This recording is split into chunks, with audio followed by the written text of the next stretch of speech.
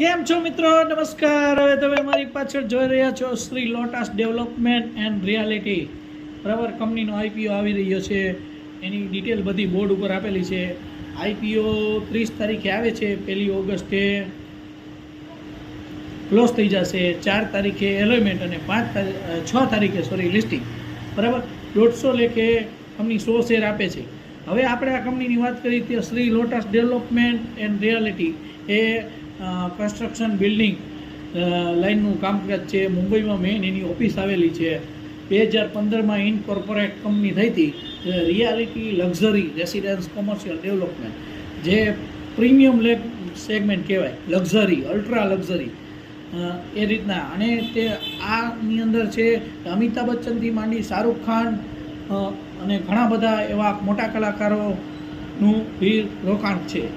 બરાબર, એન્જલમાં એકાઉન્ટ ખોલવું હોય તો